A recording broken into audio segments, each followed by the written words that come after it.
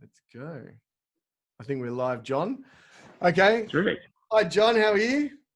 Oh, terrific, Jax. How are you on a gorgeous, beautiful Friday? It's excellent. I love it. Now, just to give you a quick intro, John is a world-renowned architect. He has done projects all around the world. He's doing one in America at the moment, and he can tell you a little bit more about it in a second. And he's a part of our network. He works with a team in the office. I know they're out of the office at the moment, but also with some of the team that I work with. And that's how we connected. And we've met a few times and we just vibrated on the same frequency. And I showed him this site, and we love trees and a few other things that really connected us to us. And I thought I'll get him on, have a look what we can do on this site. And it's a real pleasure to have you, John. Thank you for joining us. Good on you, Jax. Thank you. It's good fun to be here too. Yeah, excellent. So can you give us a bit of a background other than what I've just said about your Well, let me tell you, first of all, I'm sitting here in Collingwood. I'm not in America or any of the other places. And I'm sitting here on my own. So I don't mind that at all, but too much of it's not good. Not fun, not much fun at all. So what else did you want to know? So I guess you did mention you've been doing architecture since you were 23. Since I was 23, yeah. And you said to me that's only a couple of years. And I think I responded saying I've been around the block. Yeah, look, I've been doing it for a few years now. And it's gradually evolved. In the old days, it was really about design and beautiful buildings, and gradually more and more as I've done stuff for myself and done my own developing and my own investing. I've advised clients the same way. I'm an avid reader of what's happening in the economy and analysing why. I read a lot about the stats. So by now, I reckon I know pretty well how to go about stuff, how to do it. I've written a white paper about townhouses, which really happy to share with you. And so this coming weekend, I hope I'm going to finish off my book, which is all about how to make money in property without taking major risks. And with doing it with really good planning and knowing exactly what you're doing in advance. Thank you. Great. Excellent. We've got See Through You window cleaning on. Thank you for joining us, guys. So, John, that's really great. And look, I'd love to get you on when the book's published to give a bit of a wrap on that. And I know some of my investors in the growth membership site would love to have a look at that. So we'll get you back on that. But today we're talking about our Huntingdale site. I know you've talked to Lloyd and you've seen some of the videos that we've done, and we're discussion on what Claude, the real estate agent, predicts at the end of this. What are you seeing on this site, and what do you like about it? Well, I think probably even a better question is how do I go about this? And the first thing I do, and the first thing that you and I did when we first started talking about it, was I jumped onto Google Earth and where is it in Melbourne, you know?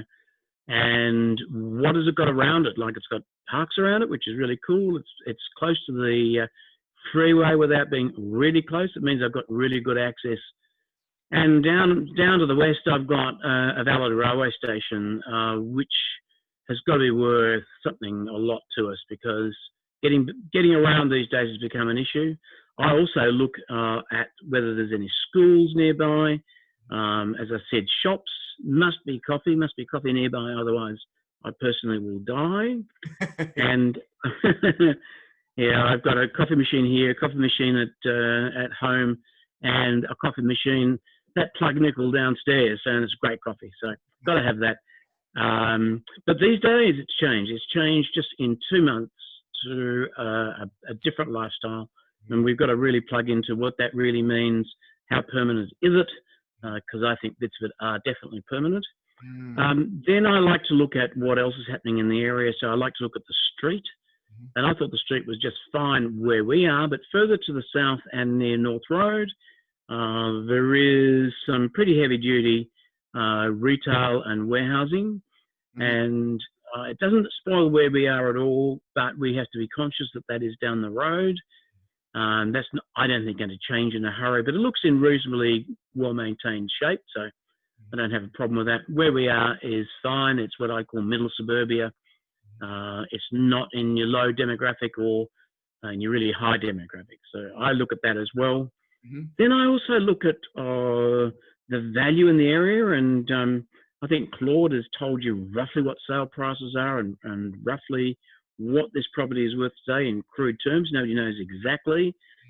And then I looked to look, and I can do all this on Street View, look at the scale of the area. Is everybody building 1 story or 2 stories or 3 stories or, sort of, multi-story apartment buildings? And there's no doubt in this area that we're talking 1 and 2 stories. Yeah. It'd be nice to get 3, but there's no market for it, is there? Well, I think that's exactly the point, is that there is no market for it. We get pushback on a regular basis with 3 stories. We're doing 1 3-story at the moment and possibly 2.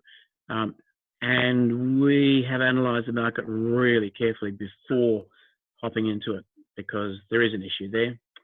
And it generally means that the living is at the middle level, not at the ground level. The ground level in a 3-story is generally car parking, staircase, entry, maybe a little bit of garden, maybe a bit of an office/study, but the main living is upstairs, which for some people is great because there's no gardening. For other people is a real restriction because there's no garden. So real different, yeah. But in this area, I wouldn't be going 3 stories. I personally wouldn't try and do 2 bedrooms. Yeah, I think that 2 bedrooms is the way to go. Claude was very adamant that there's no 2 bedrooms selling there. We've got Bruno. Hi, Bruno from One Central Property. He's helps people buy their first investment property. We were actually talking about this site as well. So good to have you on. So yeah, 2 bedders are out in this area in Hastings. Yeah, that's right. That's it. So 3 bedders, I would think 2 bathrooms upstairs. Ground floor would be, and keeping in mind there's a regulation which says that at least one of those units must have a bedroom on the ground floor, must have access for people who are in wheelchairs or walking frames. Okay, good to know. Thank you. That's really you need to know that. So one of the units will have that. And I'm really conscious also with this particular site that the value is in having as many units with street frontage. Yes, and with a big street frontage of 53 metres, that's a good opportunity to be able to get a lot of street frontage properties on there, all the way down both sides of the streets, yeah. And you've got to be very careful there that you don't have a wall of units. So council will chop you into pieces if it's a wall of units. It's got to be articulated. Yeah, and I guess that's I think it's very clear. I know some developers and people in the growth program are looking to save money and cut some corners. And I think I just want to delve into that quickly, because some of them have indicated they want to use a draftsman for some of these things. And I always push them towards architects, because there's a number of reasons why I do that. But John, I'm guessing you've got a very clear direction. I'm biased. Don't forget I'm biased. I think about 30% of our work a couple of years ago in townhouses was taking over from failed drafties. There you go. Yeah. Having said that, there are some very good drafties around, and there's some shocking architects. So I think you choose somebody who is good for you. We're all about, not about beauty and stuff like that. We're all about maximising a site, Dax. We try and fit as many units as we can on it. And this particular site needs as many as we can. Yep. What do you think? I mean, I know we talked about 6 with the potential of 7. I know some developers I talk to, they have this strategy. Some of my members have raised this with me that, you know, some developers will have 20 or 30 units and they'll go for 35, but their real plan is to get 30 because they know council will go, oh, 35 is too much. Then they come back with their plan B, which is actually their plan A. Is that a strategy we could apply here with 7 and go to 6, or what do you think? Look, I think that strategy you talk about is great with apartments where you can easily chop a story off. We did that recently, mainly because the feasibility didn't work. The feasibility didn't allow for a basement to work economically. So we had to reduce the height because of the number of cars. But for something like this, if we got a 50-unit townhouse site, for instance, yeah, we'll go for 55 or something like that, hoping to come back to a level that's more sane. Mm-hmm. But for something like this, I'm thinking it's going to be more like 6 units. Okay. And I want to go in hard for the number that I think is right here. Yep. So I would be wanting to do site layouts very early on. Mm-hmm. Not doing the room layouts or any of that stuff, but let's have a look at how many we fit on this. Let's look at what our setbacks are. What is our orientation in relation to north sun and east sun? How do we get access to the site? We've got trees on site, some of which we definitely want to keep, some of which we don't have to keep. We've got in Beaufort Street, we've got the side street, we've got a stay on a telegraph pole, and it's sitting over your right ear. Right there. Yep, you're pointing right at it. Going to be the weather right now. And there's a line on the roadway, so we really want to be west of that pole to get access to the site. Or you can take access off Franklin Street, but seeing I want the big frontage with as many units as possible, I'm starting to think that access will be off Beaufort, and that probably one of the units may face Beaufort as well, with frontage off Beaufort. Okay. I'd be really disappointed in myself if I didn't get every single unit with frontage. Yeah, nice. Okay. It might happen, but I'd be disappointed if that happened. Mind you, it's a perfect site when it comes to shadows.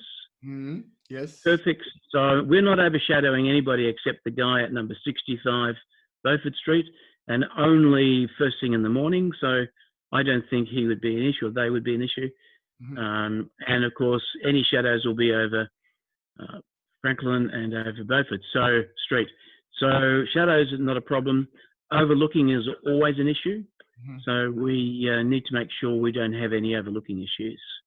Yeah, and just let's go back to shadows, because I think that's a key thing that a lot of people miss, because it can be a big problem if you've got a lot of housing on the south of the property.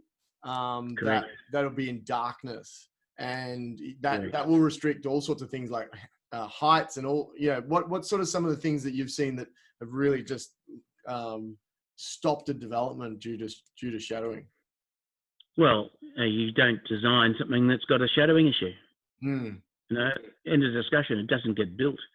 There are a number of examples where the architect has deliberately sloped a roof so that shadowing won't occur. Yeah. Okay. I can think of one example on Beach Road in, I think it's Rye, where that's exactly what they've done for that exact reason. So they've just pitched it. So the sun doesn't. If you pitch it higher, it creates a great big dirty big shadow over the neighbours, and you can't do that. That's right. Good. Excellent. There's also something called a B17 line, which is all to do with the height of the building versus the setback from the boundaries. Mm-hmm. And that's what, we've got to be clear on the, and we've got those. I mean, with that, if we'll be able to, are you saying we should run a driveway at the back of the block, running down Beaufort? I am being a bit cagey on that because that's my first reaction, but not necessarily all the way on the western boundary. Okay. So we're not really open. Maybe not all have street access for the cars. So we'd have multiple driveways, but have one going down the back that would then access. I'm thinking that way at the moment. I don't want any cars off Franklin Street if possible. Okay. And I want to really reduce garage doors, and garage doors really impose upon the viewer. And councils don't like it, and I don't think people like buying it. Mm-hmm. Yeah, I have seen a lot, and it just looks like a warehouse, doesn't it? Garage after garage. You're like, that's terrible design. Like, so why would you want to live there? Yeah, and so if you and one of our pillars of success is around social, and if you have a front yard and you have access, people will be going out there to their letterboxes, and they'll be enjoying that front street and that massive, beautiful tree that we're going to hope to hold on to. Yeah. The one on the corner. We are holding on to that, Dax. You and I have plotted a course on that. Excellent. I love that. That's fantastic. What the thing is that a tree, apart from the fact that I think you're becoming a pariah if you knock down valid trees, the thing is that that tree is right on the corner. It's within the setbacks. Its root structure we need to be a bit careful of, but it's brilliant marketing as well. Yeah, it's going to add to it's sitting right over your left ear. Yeah, it's magnificent. It's beautiful. Correct. The investor, and just to tell some people, I know Craig will be watching this afterwards, and I hope he doesn't mind me revealing this, but he told me that he loves that tree so much that he goes and hugs it every so often. Does that conform with all the COVID-19 rules? Oh yeah, no, you can't touch. Yeah, trees are exempt, I think. I hope. Okay, I'm glad to hear that. But yeah, he was rapt when I told him, John, that we were like, no, we're not touching it. So that's right. No. And all those, he told me all those trees, and I think I did mention it to you, but for the members, the whole street was lined with them, and they were. You did tell me. Beautiful trees, and now they've all been cut down except for that one. So it'll be really nice and great, like you said, from a marketing point of view. That and us being eco and sustainable, it's beautiful. It sits with our Is there any on the west boundary? There's two other trees that are interesting, which I would like to keep if possible. We don't know how we'll go with that mainly because of sewer lines and stormwater lines. So mainly sewer. So we don't know that yet. Yep. Okay. And that's, Lloyd did raise that we should get an arborist very soon to correct the trees and which ones we can remove and which ones we can't, and then start making a plan around that so that that's right. Do your site plans and stuff. So what we do is we get a land surveyor in to start with who plots our site and levels and neighbours, and we also ask him to plot any major trees. Okay, great. Yeah. Any other things you wanted to point out from an architectural point of view that would be of interest to the members or potential developer for this? We've, I think, covered most of the major issues. Yep. Certainly, whoever buys this site will be wanting to develop. They should allow about 12 months to get a planning permit, assuming no VCAT. Sometimes it's shorter, sometimes it's a bit longer. Often depends on neighbours and whether you've got objections. We're a great believer in talking to council a lot and talking to neighbours. We end up by getting a quicker and better result by doing that. It takes longer for us to do, but we get a better result, which is what this is all about. And we're all about maximising, putting in as many rooms as we can, getting it so this place is as livable as possible and stacks up financially. Some people will develop it and rent out. So we need to be able to justify being able to rent and still get good returns. Great, good. Well, thank you, John. That's awesome from that perspective. I think you've covered all the areas that I would usually ask architects and stuff like that. What's the next step from here? What do you usually advise your clients when they've come to you? Next step is to do a site layout and to do feasibility study. Yep. You don't need any fancy land surveyors or any of that stuff. We just do a site layout. How many units do we fit on? We're pushing hard for 6. So do your numbers on that and we'll see how it works out. But we need to justify it. As I say, do a site layout, and all that's starting to work good. Then we can hire all the right people and really go in all guns blazing. Great. Excellent. Yeah, so we'll pretty much follow that plan. So we'll look at the feasibility. Lovely. We'll look at, we'll probably get a financer in afterwards. So we've got Kelly, the landscape gardener, a designer, going to give us some advice. Kelly's a landscape architect, actually. Landscape architect. Thank you. Yep. She's amazing. Is amazing. Has been known to wield a pick and a spade, so she's not just sitting in an office. Excellent. Yeah, we had a really good chat about native gardens and native food as well. Very good, good. Really fun. And, you know, she's hands-on. I like people who are hands-on. I was on 2 roofs this morning. Well, so I love being hands-on too. It's much more fun. Excellent. Yeah, that's great. So thank you for coming on. I usually ask these 2 standard questions. One is, what is something that people may not know about you of interest? When I was at university, I subsidised some of my expenses by selling French perfumes at David Jones in Burke Street. Hey! I was the only male on the floor. It was fantastic fun. Oh, that's a great place to work. Yeah, there you go. Fantastic. Well, John, thank you so much for spending the time on the site, talking to and everyone like that. I think it's a great site. And the last question, how do people contact you, other than the members can contact you through me? But definitely want to know how they can contact you. Look, perhaps just go to the website, Herniman Group, and that's spelled Hernan, N for Nancy, I-M-A-N, man, Herniman. So John Herniman, just go onto the website and it's all there. All my contact details are there. You know, they ring me, email me, whatever you want.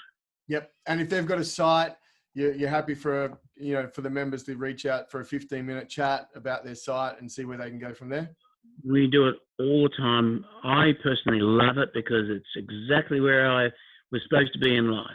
Yes, excellent. I love to hear that. That's really good. And there's some of the things people we really love. The people that are passionate about their job, and it's not a job. It's a passion for life, and that's what they love doing. Great, so John, can't help myself. Yeah, love it. Fantastic. Thank you, John. And I'll tell people, warts and all, what's good and bad about a site. Good. Yeah, we really want to know that, because I don't always like it, but I will say it. Good. Yeah, because we want people like that on your team. And John's right. Yeah. You want to make sure you got your right team on, that we can call it out early, so that you're not spending money and not spending time spinning the wheels going, oh, is this worth doing or not? So really great. Wasted time is our great enemy. Correct. Everyone from Instagram, thank you for being on. Really great to have you. If you want a copy of this, post below, DM me. We'll get you into the member site, and you can see all of the video series. But thank you for coming, and you'll see the next one with Callie next week. Signing off. And video. And thank you, everyone. This will be on the member site. You'll know that we cut this all up, so you won't see all the off takes and me talking and all that sort of stuff. John, stay on. Thank you. Okay, I shall. And thanks, Dax. It's actually been good fun. Yes, thank you.